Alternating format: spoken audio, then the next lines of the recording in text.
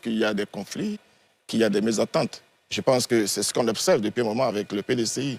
Voilà, c'est ce qu'on observe. Il y a un problème sérieux. C'est vrai qu'aujourd'hui, c'est la dame Valérie Yapo qui porte cette voix, qui critique l'irréalité de l'élection de Tidiane Thiam à la tête du PDCI, qui critique sa gouvernance, l'absence des bureaux politiques, des cas de consultation, qui critique son absence également prolongée de la Côte d'Ivoire sans raison officielle. Mais je pense que derrière Valérie Yapo, il y a également d'autres cadres du PDCI qui le pensent et qui, certainement pas par peur, mais n'ont pas encore jugé utile de le rendre public pour préserver encore l'entente, pour préserver encore la cohésion PDCI.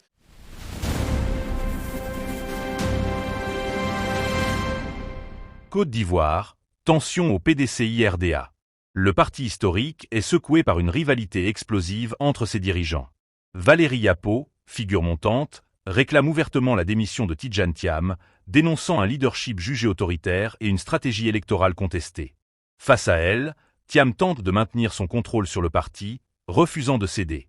Cette bataille interne menace de fracturer le PDCI-RDA et pourrait avoir des répercussions majeures sur l'avenir politique de la Côte d'Ivoire. Il y a des conflits, qu'il y a des mésententes. Je pense que c'est ce qu'on observe depuis un moment avec le PDCI. Voilà, c'est ce qu'on observe. Il y a un problème sérieux. C'est vrai qu'aujourd'hui, c'est la dame Valérie Yapo qui porte cette voix, qui critique l'irréalité de l'élection de Tidiane Thiam à la tête du PDCI, qui critique sa gouvernance, l'absence des bureaux politiques, des cas de consultation, qui critique son absence également prolongée de la Côte d'Ivoire sans raison officielle. Mais je pense que derrière Valérie Yapo, il y a également d'autres cadres du PDCI qui le pensent et qui, certainement pas par peur, mais n'ont pas encore jugé utile de le rendre public pour préserver encore l'entente, pour préserver encore la cohésion PDCI. Mais je pense que si cette situation perdure d'ici 6 mois, 1 an, vous verrez qu'au-delà de Valérie Yapo, beaucoup vont sortir pour se plaindre de cette situation. C'est pourquoi, pour moi, la solution, ce serait le dialogue. Je pense que le PDCI, c'est le parti de Feu Félix Houphouët-Boigny, comme on l'appelait, le champ du dialogue. Il devait pouvoir s'asseoir, examiner le problème, examiner la mésentente, mais ne pas le banaliser. Voilà, j'ai entendu les interventions du porte-parole de certains, le président rentrera quand il veut, quand il est conscient. Il ne faut pas banaliser, c'est un problème sérieux qui risque d'exploser. Il faut s'asseoir, il faut trouver des solutions. Il y a des solutions possibles.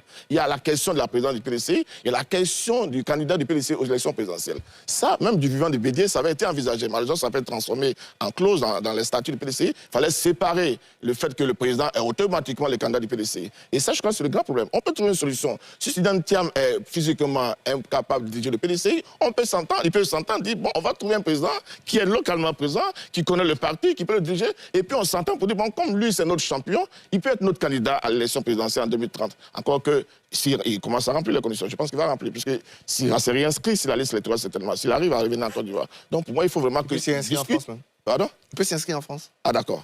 Mais il ne votera pas en France. D'accord. Voter en France. Ah d'accord. Très bien. Voter en France, candidat en France. S'il vous plaît. Merci maître, merci beaucoup. Docteur Kamena. Oui, je note seulement que le PDCI est dans sa phase de reconstruction à partir du moment où il y a 2 éléments qui me permettent de dire ça. Le déclin électoral observé aux législatives précédentes et l'absence au présidentiel marquée depuis 2011. Et aussi, par un fait majeur, la contestation ouverte du leadership du nouveau président, c'est-à-dire Tidjane Thiam. À partir de ce moment-là, pour moi, c'est une opportunité pour le président Tidjane Thiam de manifester son leadership. Parce qu'un leader n'oublie pas que le conflit est inhérent à toute relation. Donc c'est cette capacité à gérer les conflits-là qui font soit son aura, qui donne de pouvoir se déployer, ou bien qui permet de pouvoir désactiver sa capacité. Donc pour moi, c'est une opportunité qu'il a de marquer son leadership. D'accord. Docteur Banga. Il a utilisé le terme reconstruction. Moi, j'ai plus envie de dire déconstruction. Le PDCI est en totale déconstruction. Absence à l'élection présidentielle, défaite cinglante à l'élection législative, et même les 31 députés qu'ils ont pu avoir, il y en a, je crois, 3, et un 4e qui a quitté le groupe parlementaire. André Sylvain Conan vient de révéler qu'il y a un 4e membre qui a quitté le groupe parlementaire. Non, le PDCI est en déconstruction. Mais ça, on n'est pas surpris. Il y a un mauvais management à la tête du PDCI-RDA. Un management qui, par sa stratégie, a échoué à être présent à la présidentielle. OK, on peut dire qu'on l'a éliminé, même si c'est la loi qui élimine de façon totalement juste. Qu'est-ce qu'on fait après la présidentielle? On va aux législatives en gardant les égaux. On élimine de la liste du PDCI-RDA M. Guy Kaoui.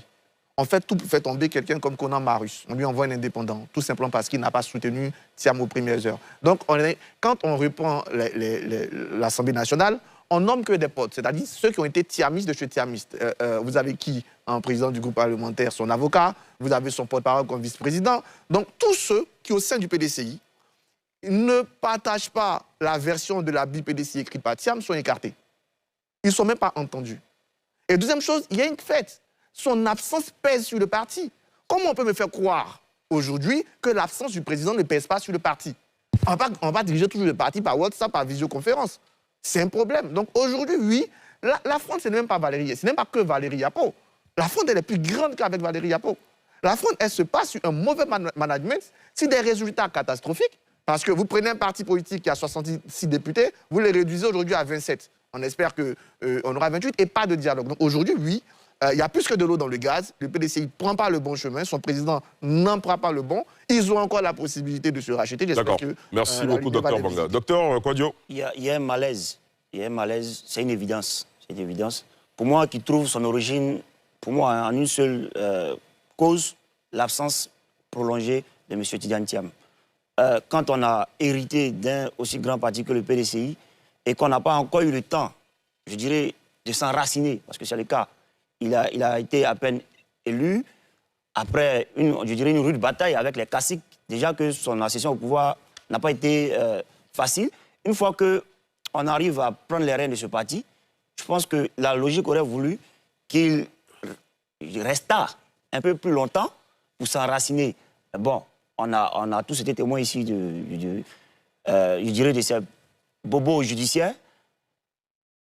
Ça pouvait s'expliquer un moment. Aujourd'hui, l'absence se prolonge et quand on est absent trop longuement, ça va susciter des velléités. Et voilà. Moi, je pense qu'il rentre aujourd'hui, tout ça va se régler. C'est pas si évident. Voilà, tout ça va se régler. Je pense bien que l'absence prolongée à la base de tout ça. Et la crise est inhérente à tout parti politique, mais quand on n'est pas là, ça suscite beaucoup de choses. Et il a intérêt à rentrer pour le bien du PDC. Merci, docteur Koungolo. Oui, le malaise est là. C'est important de le relever que c'est un parti politique qui, quand même, traverse des réalités un peu fortes et qu'il fallait s'attendre à ces déconstructions qui pourraient certainement aboutir à une nouvelle reconstruction si ceux qui dirigent le parti prennent vraiment en compte cette réalité.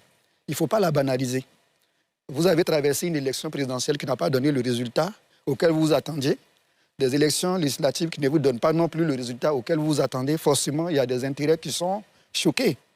Maintenant, celui qui est le leader, s'il n'est pas présent, pour qu'ensemble on essaie de, on va dire, soigner ses plaies et se relancer, les divisions ne peuvent que s'accroître au sein du groupe et le fragiliser. Et c'est ce que je disais.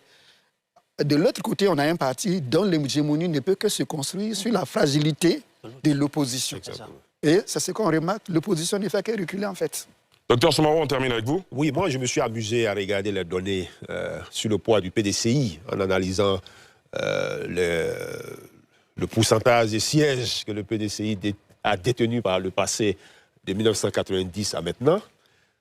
Et de ces observations, ce qui ressort, c'est que le PDCI s'atrophie.